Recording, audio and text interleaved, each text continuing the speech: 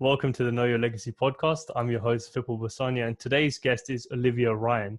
Olivia is an inspirational speaker, life coach, and holistic health fitness instructor.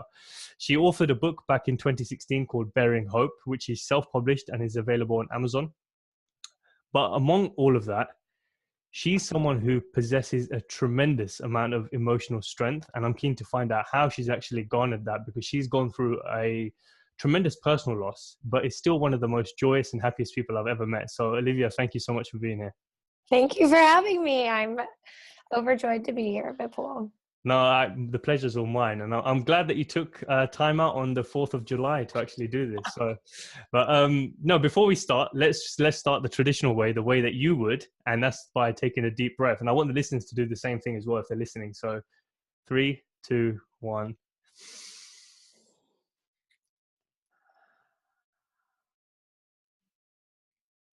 Feels so much more centered. Yeah. It's definitely a good way to start, because I think, especially if you're talking in a big room, like you often do, it helps bring everyone's energy together. So I want to get into some of the stuff that you speak about and why you do it.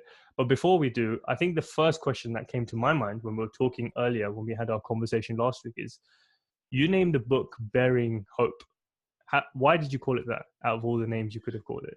Well, it's kind of a play on words. So I wrote this book for, let me just back up a tiny bit. I knew I would write books. I knew from a young age that was something that really brought me to life and that I was made to do.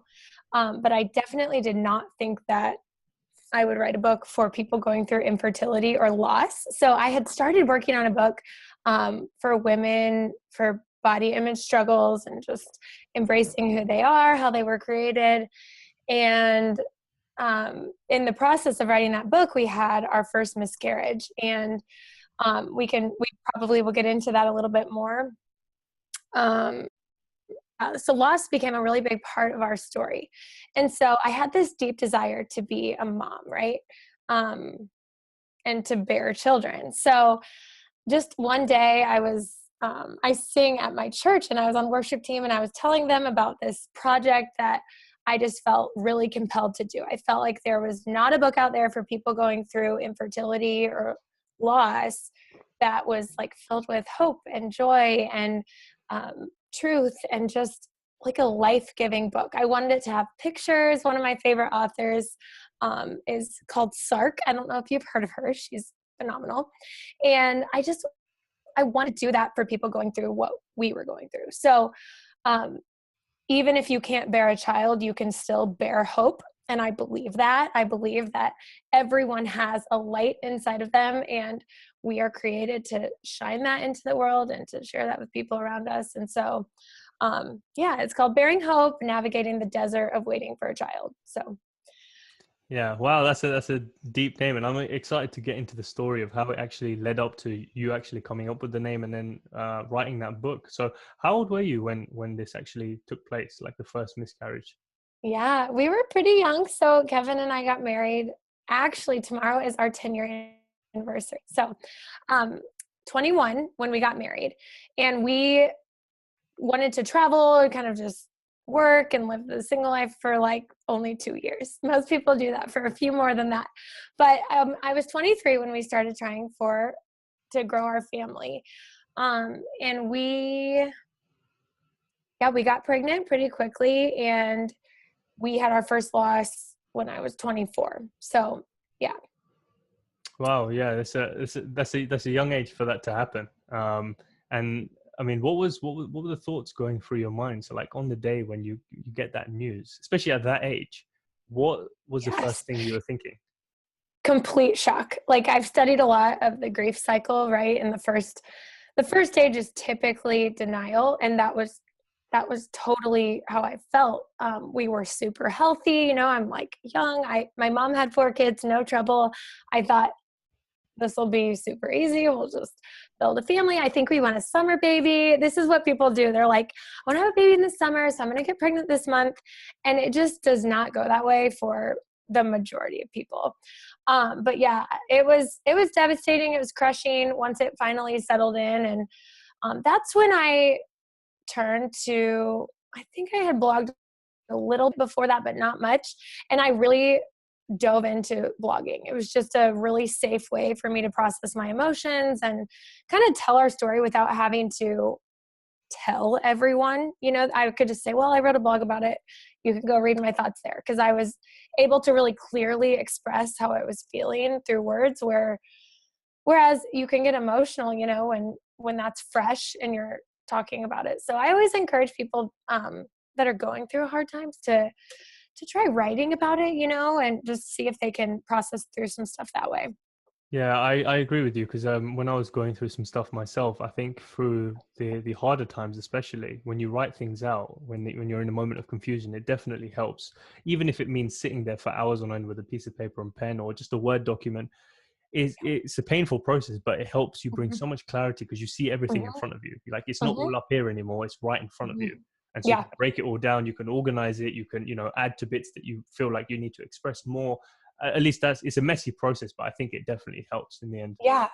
And even if you're not going through a hard time, if you feel cluttered in your brain or just overwhelmed, or it's just a really good way to start the day. Even if like bullet points help me now, because now I'm all about efficiency, right? I've got 3 kids and um, yeah, so I'll just sit down in the morning and kind of bullet out what I want to do that day, what's stressing me out, some prayers, and bullet is kind of my form of journaling these days. I love it. Yeah, it's an easy way to just snapshot what you want to do for the day or what your thoughts are for that day as well. So, Yeah. so what? Just to dive into this a bit deeper, especially the first event where this actually took place, because I always thought this is probably my naive mind, and maybe some of the listeners feel this way. If you want to get pregnant, then you just plan for it, and then it happens. Just like you said, like there's no, my younger mind didn't think there was any complication. I was like, yeah, when you're ready to become a parent, you just become one. I think we Absolutely. take it for granted because, Mhm. like with my parents as well, I have 2 younger brothers. Mhm. One's 23, and then one's going to be 16. And so obviously there's a gap for the youngest one because they couldn't have a child at the time that they wanted to. And obviously they eventually were blessed with one. But I mean, from them telling me that, I was like, wow, like why? Why does that happen? Mhm. So, I mean, did you figure out eventually what the reasons were behind that? I don't know. Was it more scientific? Was it external Yeah. stress? Yeah, no, that's a good question. They never they never technically figured out what was wrong. So I did see a specialist after our 3rd miscarriage. That kind of puts you in 1% of 1%, right? So a very small percentage of people who have 3 or more losses in a row. And at that point, it became really questionable whether or not I would ever be able to have a child. So they ran all these tests. They ran tests on Kevin, and they did not find anything, which is a really frustrating diagnosis. They just say undiagnosed or unexplained infertility, unexplained losses. And so I um, pursued some alternative therapies, right? Like chiropractic and different things. And we continued to have loss. So we lost our 4th, 5th. Um, in that process, we started the adoption process, looking into that, and just still pursuing biological children and pursuing adoptive children. We just wanted to grow our family. We wanted to have really open hands and open hearts for what God planned for us in that way. Um, but I stumbled upon, so when we had our first loss, we went through a few months where we couldn't get pregnant, almost a year. And I found Holy Yoga. It's called Holy Yoga. It's this faith-based yoga practice. And I became an instructor. And I met someone on one of our training phone calls. And she is an acupuncturist and an herbalist. And I thought, oh, I want to get her perspective on our losses. This is like 2 years later. I remembered about this woman. And so I reconnected with her, and I was getting her perspective, and we ended up getting pregnant with, it must have been really right at the end, because we got pregnant for the 7th time. So we lost our first 6 babies through miscarriage. And then our 7th pregnancy, I was about 5 weeks along. I connected with this woman, and she lives far away from us in the US. And she concocted some herbs for me, and she was like, you need to get into acupuncture right now. And I started doing acupuncture twice a week at first for the first trimester. And then I reduced it back to, I think, once a month or once a week and to once a month. And what the acupuncturist locally and she thought was that my blood quality and quantity wasn't good. And so they got me on this blood-rich diet, which is good for anyone, like naturally red fruits and vegetables, bone broth, that kind of stuff, and acupuncture. So blood health, it's a big thing. I didn't know about it. I thought I was super healthy, but so then when we went on to have another child, I just did the same thing with the acupuncture and progesterone, and it's this whole world. The fertility world, I mean, if anyone's gone through it, which a lot of your listeners probably have, it's like 1 in 8 couples faces infertility, and 1 in 4 pregnancies ends in miscarriage, so, or loss.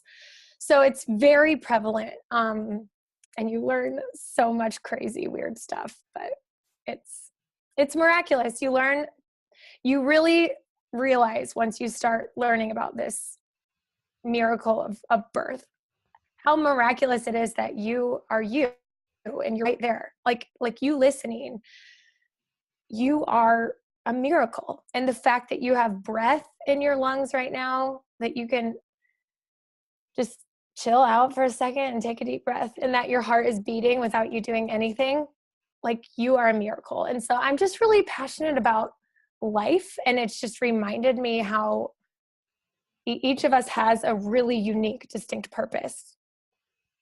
Why didn't you quit trying after so long? I mean, that goes, that process you said happened 6 times. That's definitely, no, emotionally draining is understatement. What probably happened. Why didn't you quit? I just had hope. I just believed that I would be able to eventually have a child biologically. I didn't know that would be the outcome. And I don't write about that in my book because I don't know that that's the outcome for everyone. It's not the outcome for everyone. And I just wasn't ready to give up. I don't know. I think I just was still really living in hope. Now, I will say I had a lot of doubt as a cloud kind of over that season, and even over our daughter, our first bio child, her pregnancy. I mean, there was a lot of fear that I had to fight, but we can always choose to have faith or to give into fear. And I mean, it was just an opportunity to choose faith and to continue to choose faith every day when fear crept in. So what did you learn from that process of now you have 3 healthy children, which you've been blessed with? I mean, when you look back and reflect on the story, what is it that you've taken away that you feel like this is why I probably went through that?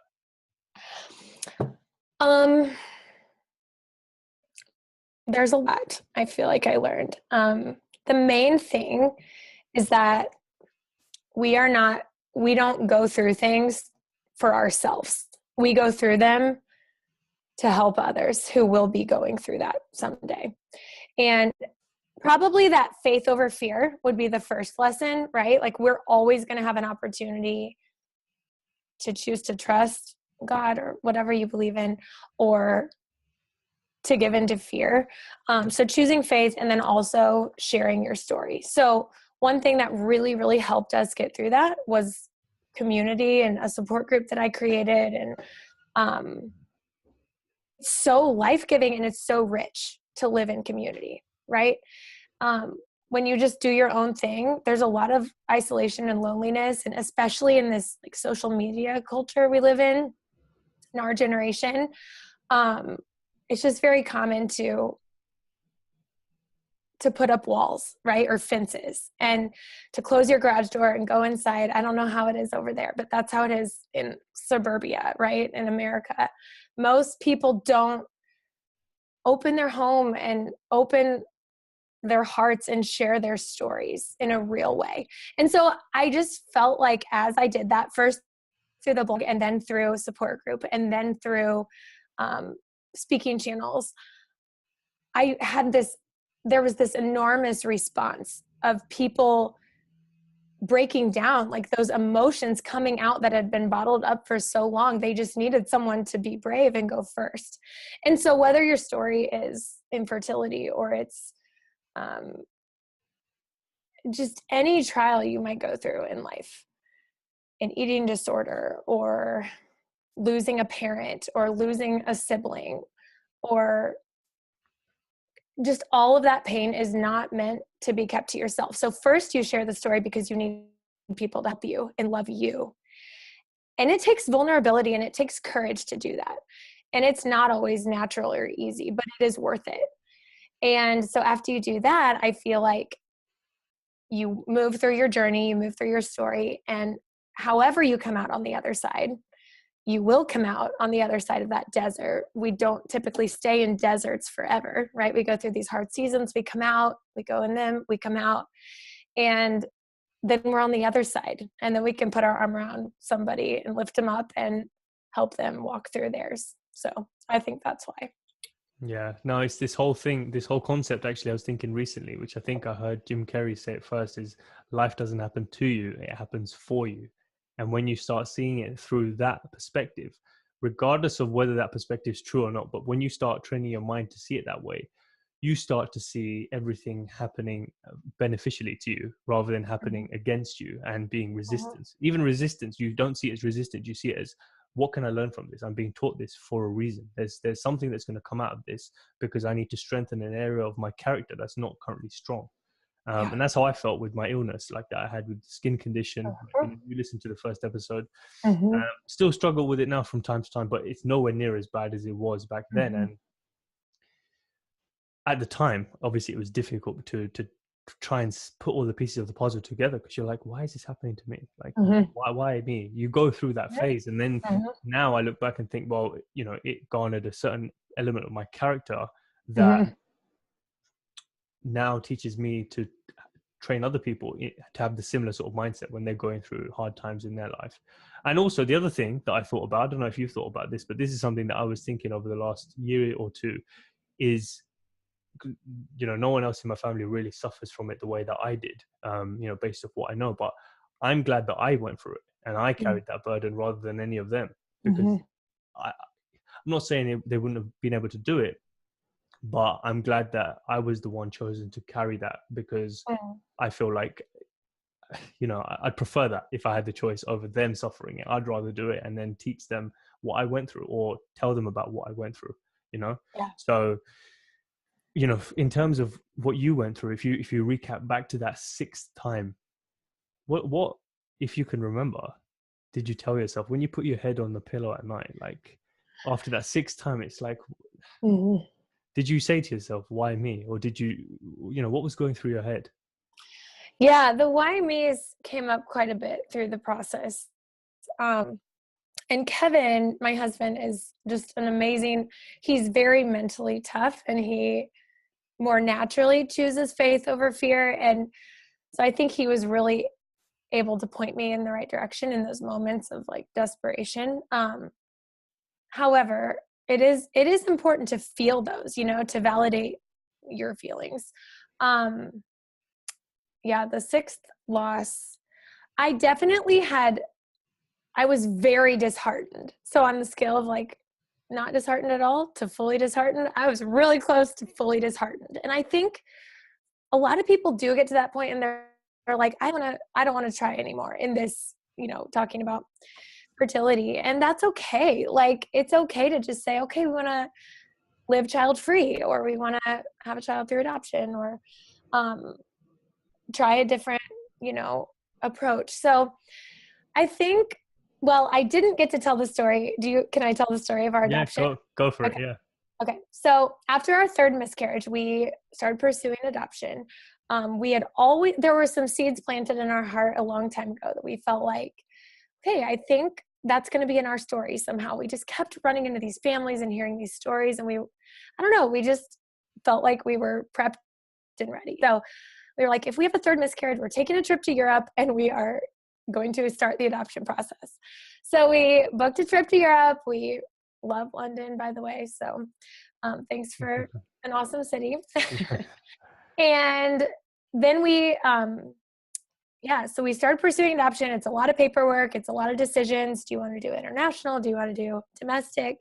And we made this big profile book. So I had actually quit my job along the process because I was really sick and I was doing all these alternative therapies. And so I was home, I was writing a book, and I was a div book, right? Just trying to find my way. I was nannying, I was doing all these random things. But when I had time to pour myself into this profile book, I gave it everything I had, because these birth moms look through this profile book and they choose who they want to place their child with. So a birth mom chose our profile really quickly within a couple months. And we made a nursery, we had a baby shower, and we named the baby. We were super excited to welcome this child into our family. And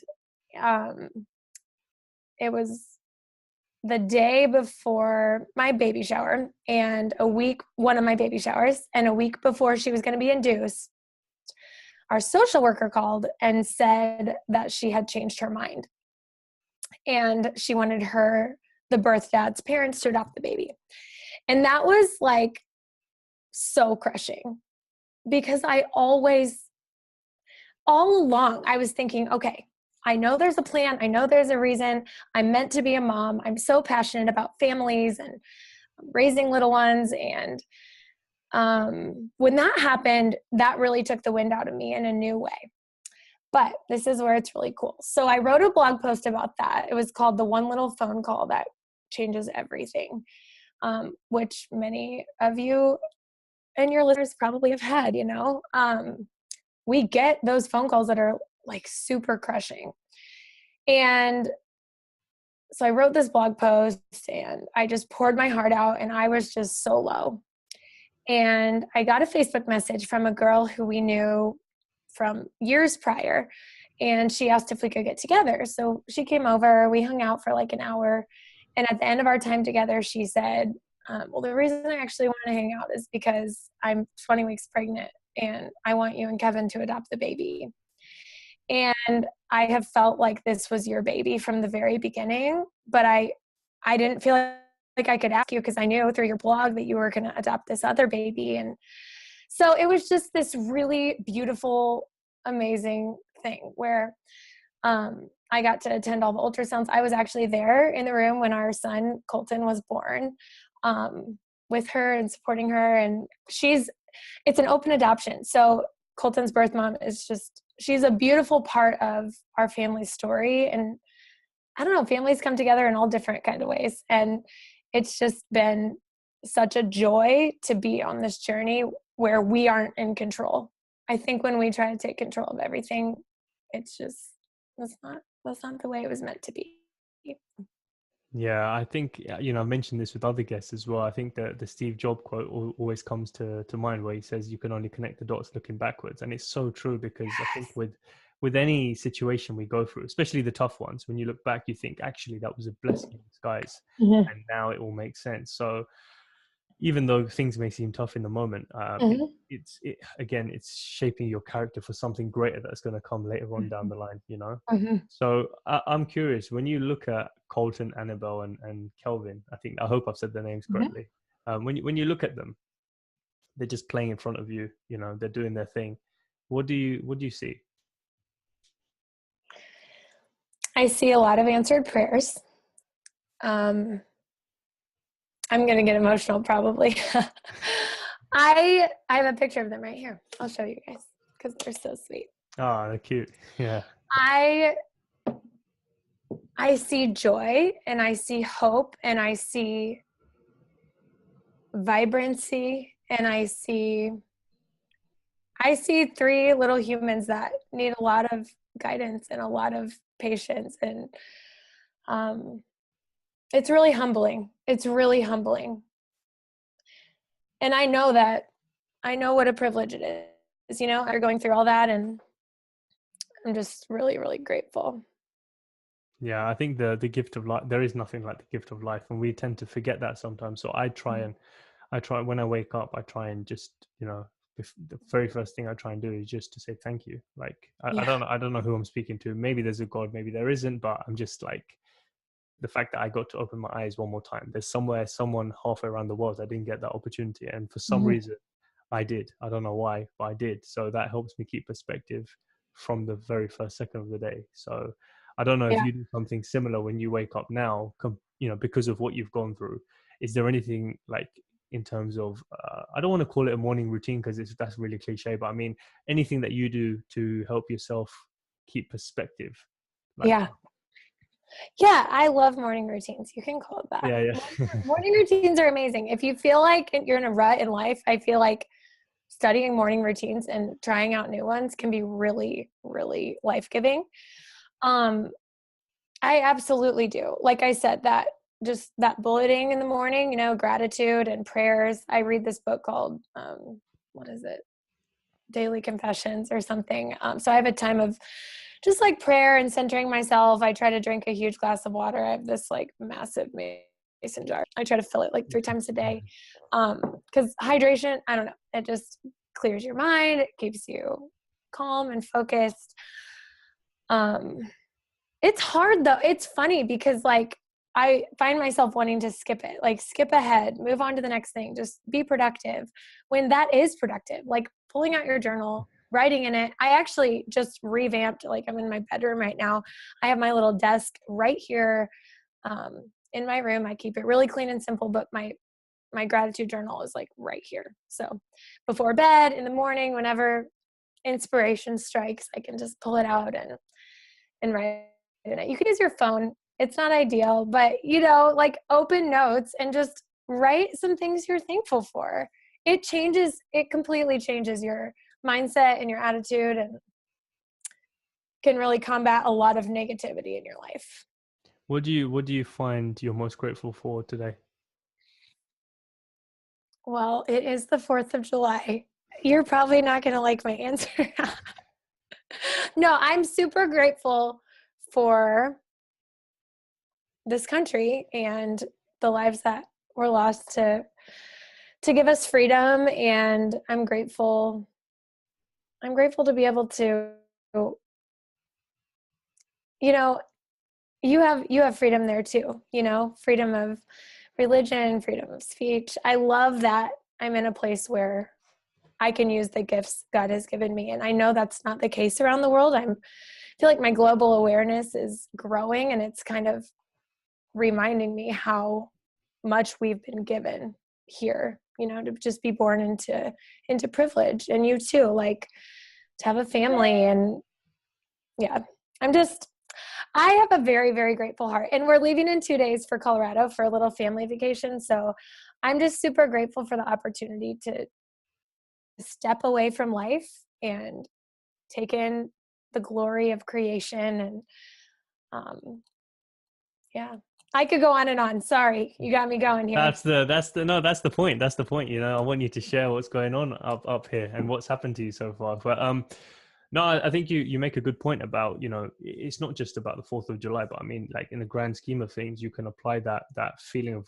gratitude every single day, because everyone in history that has come before us has led us to be up to the point that we are now. Like, the fact that I'm able to connect with you, that's Mhm. because of another mutual friend of ours. Then it's because of someone's created this laptop, someone's allowed the internet connection, this webcam, the phones that we text from. Like everything has happened leading up to this point to make Mhm. our relationship possible, even though you're halfway Mhm. around the world. Do you see what I mean? Mhm. So, Yeah. and that's the case with everything that we do, so like everyone that's come before us has created the platform that we now stand on. And so when I think about that, I'm like, okay, now I need to do something to elevate this platform before I leave and make my exit. Like, am I just going to be dead space, or am I going to, that's what scares me. Like, that's what I think about. And I'm like, no, I need to take action. I need to do something. Doing something is better than doing nothing. And so I'm going to figure it out along the way. Even though I don't know all the steps, I'm going to take one step at a time. So I don't know. Yeah. And like, even not knowing what that next step is, just going for it, right? Stepping out, taking action, and look at the impact you've already made with your podcast. It's incredible. It's so I hope so. cool. Thank you. It's so cool. I mean, going back and listening to I'm not through all of your episodes, but just, it's really incredible to create just the energy that comes right from connecting with another human and sharing your stories and sharing your strengths. And everyone is capable of that. All of your listeners are capable, not necessarily of starting a podcast, but of leaving a legacy and of connecting with others and shining their light. And their light might feel really dim right now. And so it might take a lot of faith for them to just make a new friend or to share a part of their story that they haven't shared before with one of their trusted friends. But they do that, and then it creates this energy exchange, and it inspires both people. Okay, for example, I don't know if I told you, but I really want to start a podcast, and I'm just waiting for the time to be right. I'm big on like just following your intuition. So I'm like almost there. I'm having some vocal cord problems. So as soon as that gets cleared, I'm going to go for it. But connecting with you, and you've really inspired me to take that step of faith and to just do it, right? Just jump. Do something. Like there's a quote, I don't know, but I think I saw it on a Lululemon bag the first time. Do something every day that scares you. And yeah, it's a little bit scary to take that step of faith, but it's totally worth it. I haven't fully mastered that mindset yet, but I'm definitely on my way to doing it. So have you heard of Toastmasters? Yes. Yeah, I haven't. So someone told me about it a few weeks ago. A mentor of mine. He said, "Look, if you want to get into speaking, start there because you've never done any speaking before. But it seems like you'd be really good at it." So I was like, "Okay, yeah, I do have mental visions of me speaking like across the globe. I've never done anything about it. So I'm like, all right, I'm going to start a podcast. That's the first step to me connecting Yep. with people. Now I want to actually go and enhance my communication skills because that's where I feel I'm naturally, where my intuition is leading me." Yeah. So I went Toastmasters first time yesterday, which is really good. Yeah. And they do this thing called table topics, and I don't know if you've done that before, but it's like an impromptu, like they just pick random topics, and she was like the supervisor at the time, and she was like, "You can put your name down. You don't have to. Obviously, you're a guest. It's up to you if you want to take part." So I was like, "No, I thought about actually there was a split second of fear. I was like, Shall I just spectate on this one and they could do it in the next one?" And I was like, no, that's my brain stepping in, telling me what's safe. But if I look, I'm here now. So if I'm here, I'm just going to immerse myself. I'm going to dive in, and then I'll learn how to swim. It doesn't matter if I embarrass myself up there. I embarrass myself. Like it's part of the experience. Yeah. Just, I think by doing small actions like that, I'm hopefully training my brain to do bigger and better things like that later on down the line. To seize the Yes. opportunity every time I feel that little bit of friction, I would have trained myself enough to pull that right opportunity, Yes. No, I used to go to Toastmasters regularly, and then I took a little break. And this summer I didn't have any speaking engagements like I usually do. Spring and fall are pretty packed. And I was like, I don't want that muscle to get weak. Like I want to stay really sharp and on my game. And so I went back to the group. It's changed quite a bit. But for table topics last week, they didn't give you the topic, and then a few people went and you could kind of think about what you were going to say. They had this ball and they threw it, and it, like wherever your thumb landed, you had to speak on that. So you literally had like 1 second to prepare, and then you have to speak for 1 to 2 minutes, right? And my prompt was totally, and that's just so funny. Good for you for taking that step though, because Toastmasters is amazing. Everyone should do it. Yeah, no, even if you don't want to speak like that, if that's not your goal, I think it's really Yeah. good to actually get you out of your comfort zone. And that's why, I'm going to tell obviously some of my friends who feel like they need to build up their confidence. And for any of the listeners, or if you're watching right now, definitely do see if there's a local club near you. I'm sure there is. There's loads of clubs everywhere around the world. So join up, just go as a guest. It's free. And then you can see what it's like. It's literally a confidence building session. That's Yeah. what it is. So yeah, I mean, what made you go into it for the first time? Toastmasters? Yeah. Well, I wanted to hone some different aspects of my speed. I wanted feedback. There weren't very many venues where I was speaking where it was a natural feedback situation.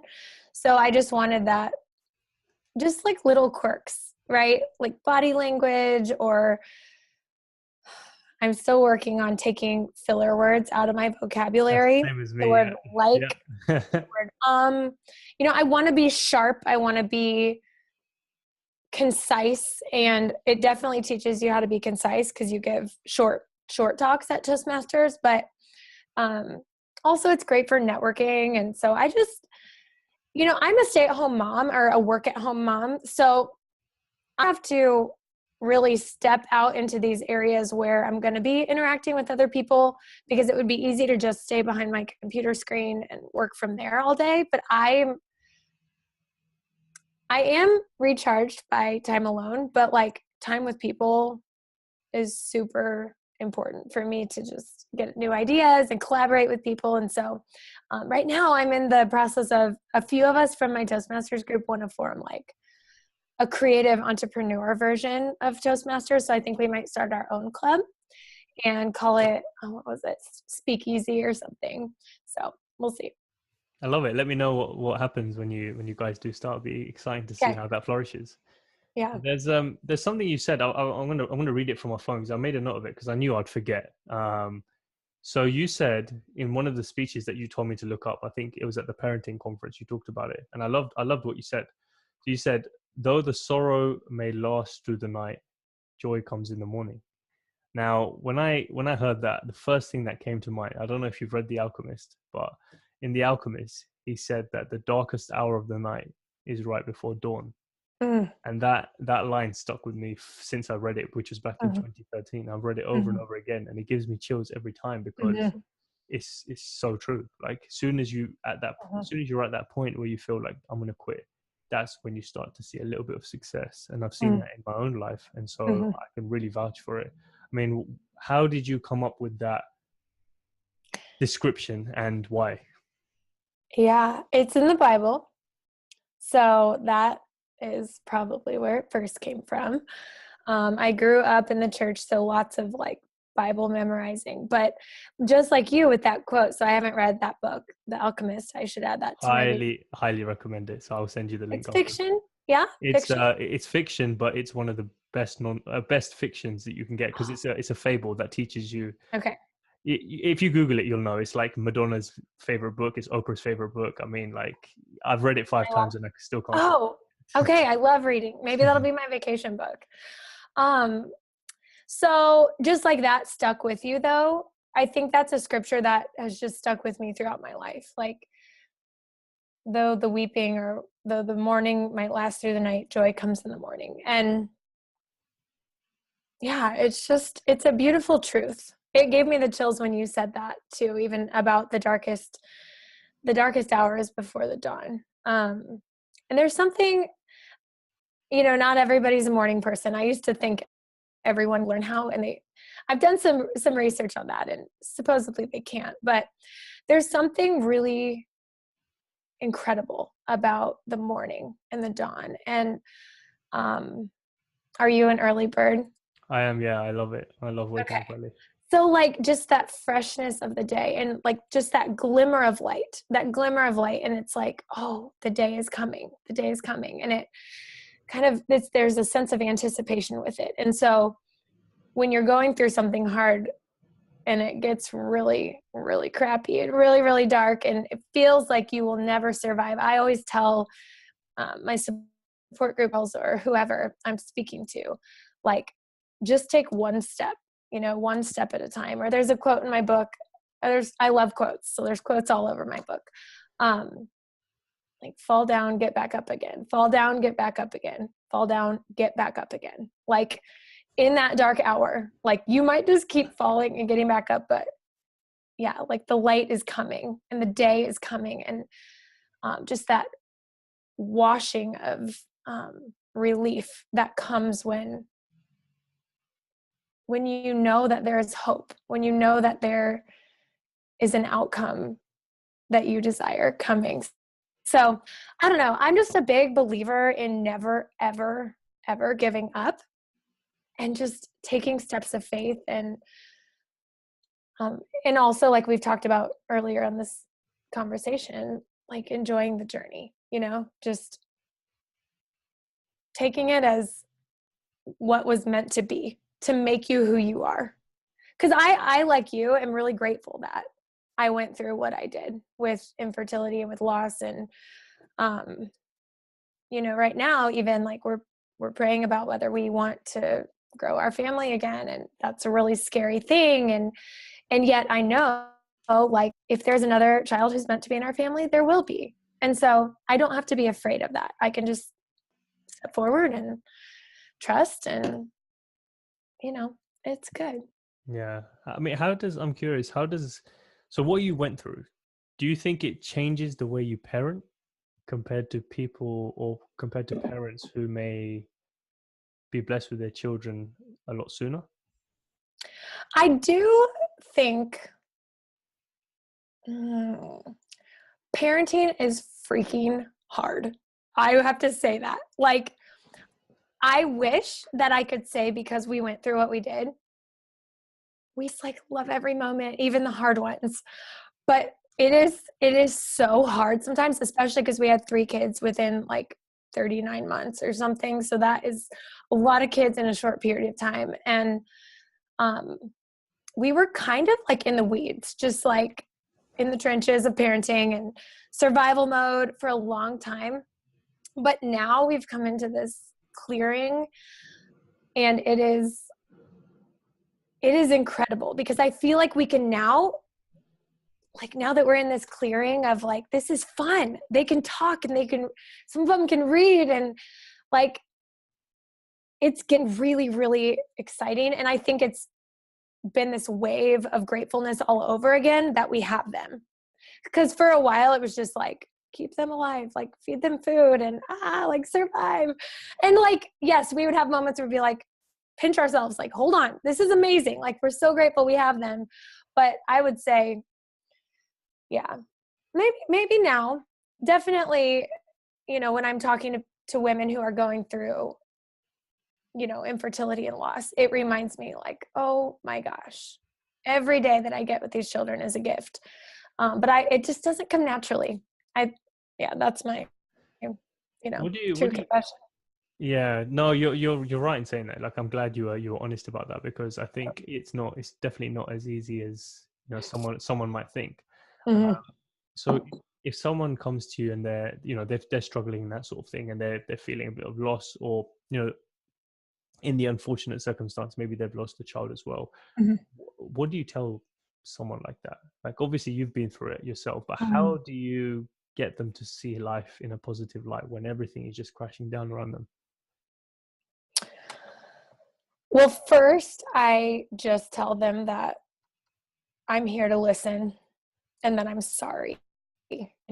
I think it's so huge to validate where people are. It's very common to try to move people to an outcome, to move people to like, well, it'll be okay. You'll have a child eventually, or, even you'll see that child again in heaven. Like, that's not what they need to hear right now. What they need to hear right now is like, this sucks. And I'm hurting with you, and I'm hurting for you. And there's nothing I could say that could take that away, that pain away from you. And I'm really sorry for that. And just sitting in that with them, like if it's a close friend, I always try to take a meal or swing by with coffee, and just like sit and just be like, hey, we can talk about it, or we can not talk about it. You could cry. We can just sit in silence. Like, I want to be with you, because you need people right now. And so just like entering in to the mess. And that goes for anyone who's lost anyone, or who's grieving about anything. Everyone's different, but oftentimes, like, they just need to know that there's a safe place for them to talk about what they're feeling, and for someone to just truly just listen, rather than try to like solve the pain. Yeah, I think regardless of the situation you're going through, how big or small it is, I think listening is massive. Like, that's why I Yeah. read somewhere, I can't remember where this was, but it was somewhere that I read that there's a reason we have 2 ears and only one mouth. And it's like, that obviously is applicable to like your job, and like, you're building your relationship with your partner, and especially in sales when you're trying to listen to what the person needs. But then, it's emotional situations like this as well, 100%. Mhm. When someone's being very emotional and their energy is all over the place, you just want someone to just listen, and you can tell when someone just wants to express themselves. They don't want you to Mhm. respond, just Mhm. listen, you know. Mhm. Um, so yeah, go on.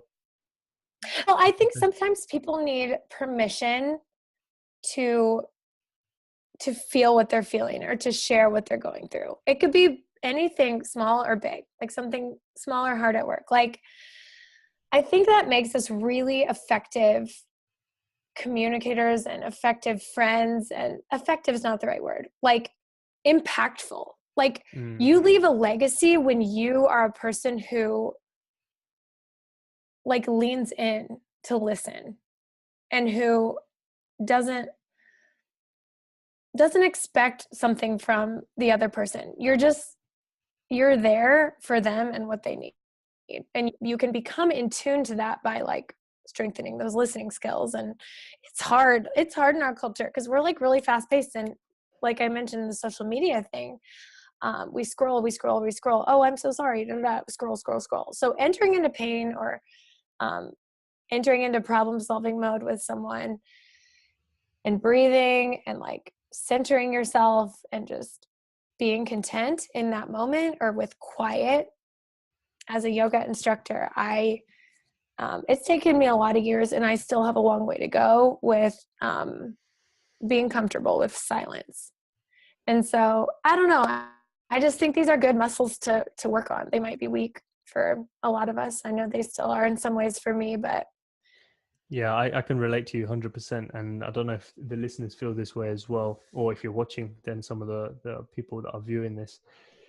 I have a similar situation to you, whereby when I speak, I do tend to say and like my mom said this to me as well. She's pointed it out, and I think it's because of the fact that maybe in some instances I'm not comfortable being as silent as I should, or taking pauses when I need to. I enjoy being silent and spending time alone as much as I like being um, extroverted and spending time socially with everyone. I like my own time, just to gather my energy and my thoughts. But even now, like, I just realized I'm saying like, yeah, and I've probably done it 100 times, but it's because we're not trained to be one, or not one, but to be peaceful with that silence. Like, we're not comfortable with it. So I think it's something that we can work on, and it will help us, I think, moving forward, because I heard something yesterday that was really good, is how you do one thing is how you do everything.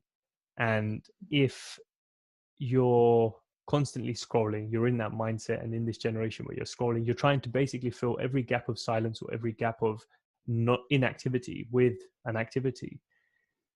You're constantly going to be going through life without taking the time to sit back and reflect and think and gather your energy again. And before you know it, big chunks of your life have passed without you actually taking the time to enjoy and be at peace. Does that make sense? Yeah, there's a quote by Jim Elliot that he was a missionary that died doing what he was called to do, right? Doing his calling. And this famous quote is, "Wherever you are, be all there." And that is very difficult in our fast-paced society and in our technological society.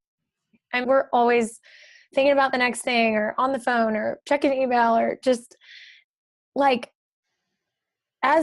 yoga has really helped me in this way. Like breath is something that can bring you back into the moment, the present moment right now. So like, when you're multitasking or when you feel yourself getting distracted, like, to breathe, and then wherever you are, like, be all there. And that's something with parenting, like, parenting in this day and age it's easy to rush it and to miss it. And so I'm really, really trying not to do that, like, miss it with these miracle kids. Are you kidding me? Like, that is the very last I want to do with my life. So Yeah.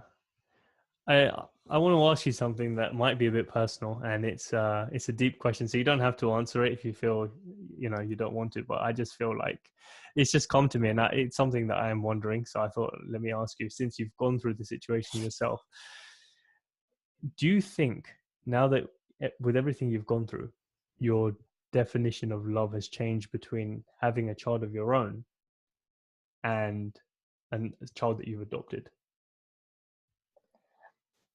I did not know what to expect with either, right? Not having gone through either, 10 years ago. Um, we adopted first. And when I held that baby boy in my arms, like, this wave of emotion and this deep sense of sacrificial love, like I would die for you right now, like you are mine, like that came and like it grew over time. And then when I birthed Annabelle Hope, and I held her for the first time, it was the same exact feeling. You know, I would die for you. I love you. I can't to like get to know you. And it's been that way with all three of our kids. It's just, it is a fear a lot of people have with adoption, like, will I love that child the same way? And I have a lot of friends who've adopted and international and foster to adopt. And when a child comes into your home that's older and like has a set of, issues or whatever, they've been through things that are hard, like things no one should ever go through. There are obstacles, and sometimes it is hard to love that child. But I can also say, as a parent of biological children, like there are days where they're little brats, we'll say it nicely, and they're hard to love, right? Like love goes beyond a feeling. I think most people know that. Like it's a choice, and it's just a beautiful thing that we get to be a part of as parents. But I was going to say, before I got sidetracked on my own little thing, that if you adopt a child, you love that child just as fiercely as you love any biological child, and they become yours. They become grafted into your family. And adoption is just, it is a miracle. It's beautiful. He's just as much ours as the others. And so when people say, oh, your own, like when did you have your own? Like, I'm like, oh, my own. He is my own. Like they're all my own. And yeah, I don't know if I answered your question. You definitely did, and it's a beautiful answer, because I think there are people out there who, as you said, that are probably struggling with that, and it's interesting to get someone's perspective like yourself who's gone through that. So it's nice to know that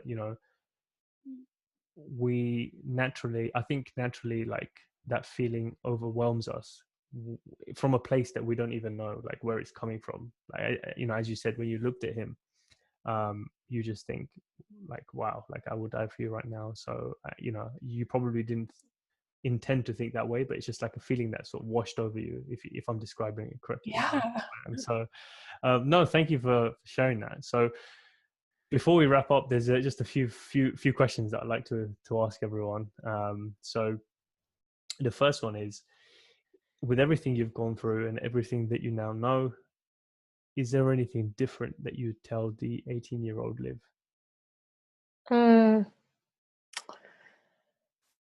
Take more deep breaths, first of all. Don't miss what's right in front of you. I think I rushed through some of it, or just I let discontentment take root in some ways. When that time that I had, the extra time I had with just me and Kevin, was really incredible, and probably could have been even better had I been, wherever you are, be all there. If I had been all there and less focused on getting there with parenting, becoming a mom, I think I would have enjoyed that season a little bit more. And that's part of why I wrote the book. Like I teach people how to have joy in the waiting. Like I have a list of like 100 things you can do while you wait that are gonna like spark joy. Dumb things like go to the library. Like the library is amazing. I don't know. I feel like we're all like, oh, Amazon, order the book. Yes, order the book, order my book. But no. But the library is like this place that can take you on adventures and teach you everything you want to know about every subject. And so just things like that, or like travel, or start a business, or yeah, I'm getting off on a tangent, but yeah. Be more present. No. Be more No, present, Liv. I think no, you're right, because it's some of the most basic things in life, like you said, like a library, take for granted because we can buy everything from a few taps on our phone now. Mm-hmm. So it's good to still revisit and to be present and to just realize like the amount of wealth of information you have right in front of you.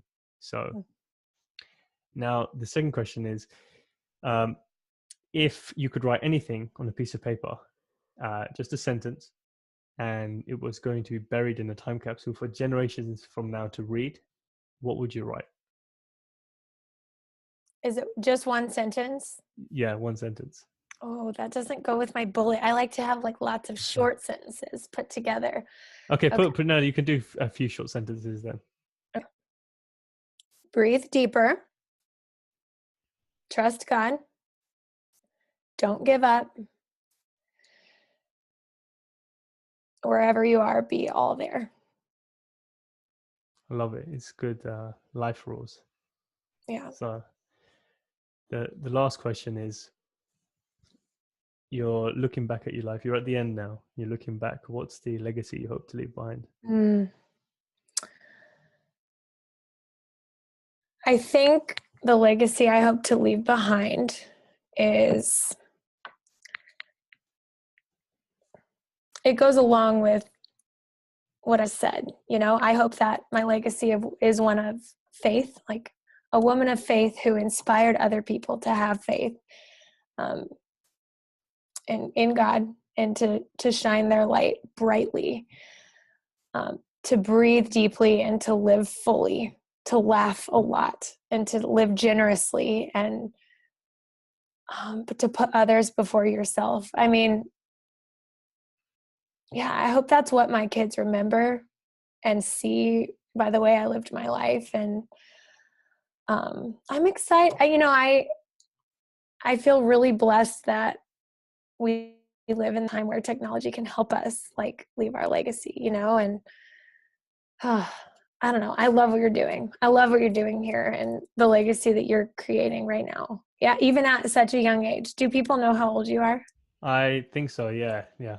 If they don't, I'm 26 or just turned 26. Yeah. So, but no. So you're right. You know, with the technology, because it's definitely helping me. You know, I've always had a deep feeling of wanting to connect with like-minded people because of the journey that I've been on over the last few years. I've just felt like there's no one around me that understands or is going through something similar that I really want to express myself to.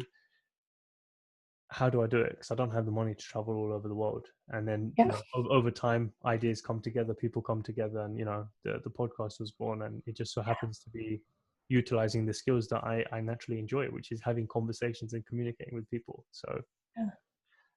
but no, thank you so much for taking the time to be here, to share all your wisdom and your journey so far. So just to wrap up, where can people find you if they want to read your book or follow you on social media? Yeah. I do have some exciting projects coming up for kids' books and stuff. So I'm at livryan.com, super easy, or Instagram, it's live_hope_Ryan. Those are kind of the two main places I hang out. I blog a teensy bit. Now I don't do that a lot. That's not where my intuition is leading me and my, what's got me passionate. But yeah, I'm going to be sharing some yoga stuff coming up, and just I would love to connect with your listeners. Awesome. No, I'll put all the links in the show notes and in the description on YouTube as well. And I think it'd be good to get your blog post in there so that people can, have a bit of context in terms of what you're actually going through, like back then when you were actually doing the writing. So Yeah, I have a tab on my website. I think I still do, that says miscarriage, and it takes you back to all these posts I wrote like along the way, and just kind of our journey right at the beginning. And it's pretty raw, and like you talk about with the podcast, like it's unrefined, it's before you really stepped into, I don't know, a more professional or polished version of you, but it still encourages people and still speaks to people. And so I leave it there. So yeah, I would love to connect with anyone. I love it. So thank you so much again for taking the time. And I definitely hope to have you on again sometime soon. Thank you, Vipul. Have an awesome night.